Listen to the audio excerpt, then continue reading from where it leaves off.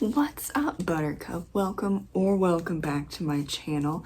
My name's Nicole, and today's video is my May 2025 reading wrap-up, which was average. And you know, that's better than bad or poor or absolutely terrible, but I had some not so great stuff happen in May that it's kind of a bummer that it's average, but okay, it could be worse. But I just wanted to read a little more 4 and 5 star books, but at least I only DNF'd one book and I did have 1 star read. Let's just jump into the first book that I read, actually a short story collection, A Wandering Mind by V. Lozada, 4.5 stars, rounded up to 5 stars on Goodreads. I have known V since 2017, or maybe like teetering on 2018, but it's fine. It's been a long time. And she is one of the few writer friends that have stuck around when I got rid of Wattpad and completely went dead everywhere on Wattpad, Twitter, Instagram, so on and so forth. She is fantastic. She writes horror and sci-fi, and a lot of these short stories are sci-fi horror, and I do love to see it. The first one really hits you in the face and your heart and your feels, and I was like, damn. So I definitely recommend that if you like an anthology of short stories. Number 2, The Indigo Room by Stephen Graham Jones, 4.5 stars, rounded up to 5 on Goodreads again. He was getting so much shit for this short story. So yeah, it's a short story, about 35 to 40 pages. I read it on my computer, which is amazing. I usually don't, but yeah, that's not going to be published as a paperback. So I read it because people were complaining about it. And I think it's because this series is part of a larger series with a bunch of horror, mystery, thriller writers. And I don't think people understood Stephen and how he writes.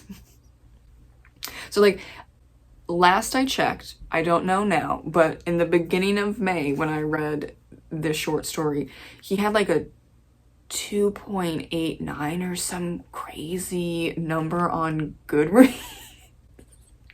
and then a 3.2 on Amazon, and that shit is rare. You can have lower reviews on Goodreads for books and short stories and all that stuff. That's not really abnormal.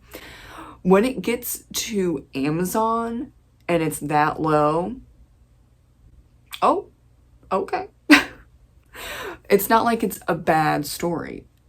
I don't think that people know about Stephen Graham Jones and how he writes, and well, just like anything about him, because there are just things that people were complaining about where I'm just like, that's Stephen's writing. That's not necessarily bad. Like, obviously, for them doing like 1, 2 stars, it's bad for them. But if you know about Stephen and his background, then yeah, it's how it is.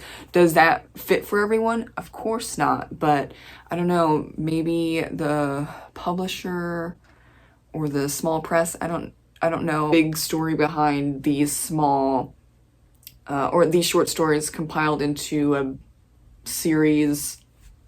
I don't know what they did to promote the Indigo Room, but it wasn't amazingly put together. And so like his short story is rated the worst out of all of the other short stories, which doesn't look good. And I would kind of be like, really? But I think he's a great writer. He's not for everyone, just like no writer is for everyone, but he's a little more niche as well, I would say.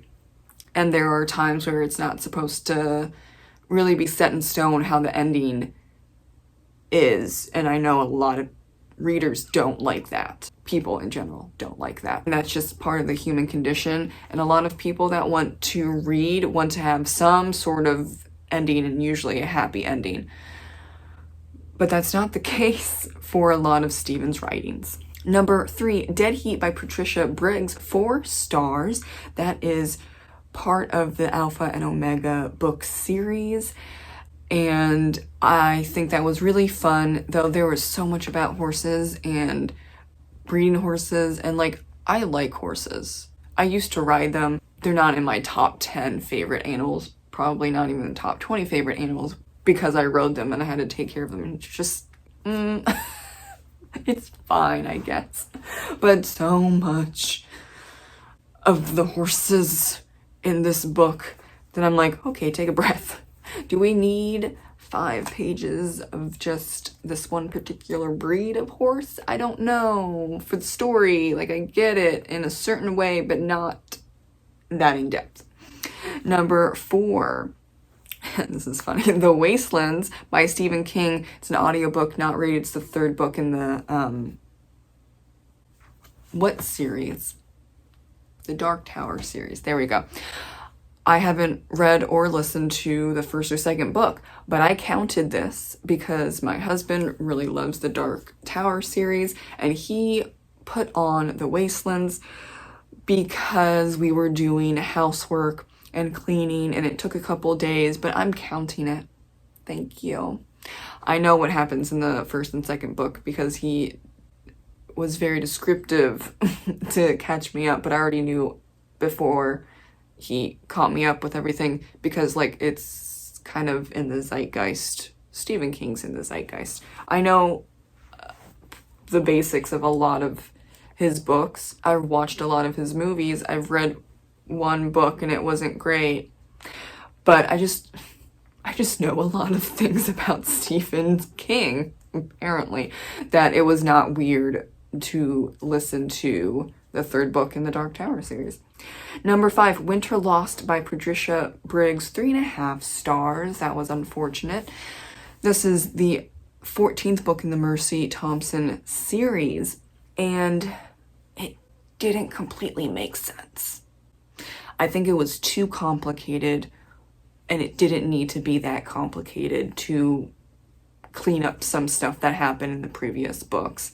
Number 6, The Midnight Feast by Lucy Foley, DNF not rated. I am not interested in a book that has 1st-person point of view, 3rd-person point of view, 5 characters, and there could be more. I stopped at 100 pages, but, you know, it's like a 375-page book. Too many points of view, okay? And then it was going back and forth between past, present, and future, and then we were introduced to journal entries as well. Stop it.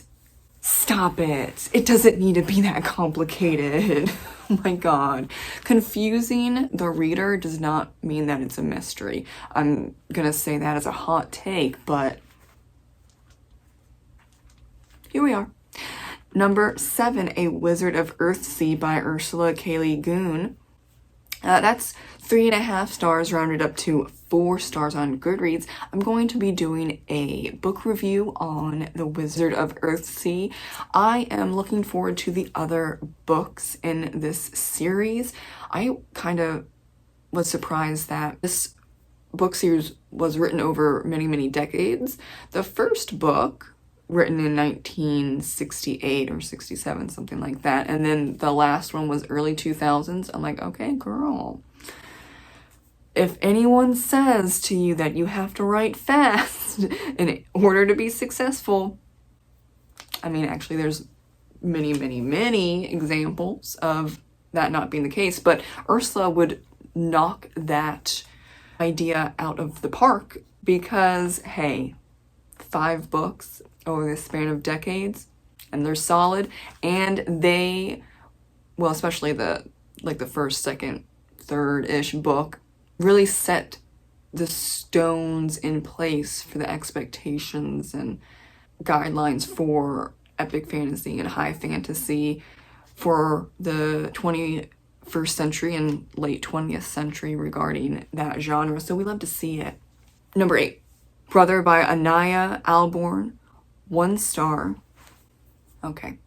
I kept going because I thought that the whole inbreeding, cannibalistic, serial killer family from the South would be a little different. It was not. It's the same shit, different day, and I hate that trope as of like 2 weeks ago. Do something different. Can we do something different other than that trope?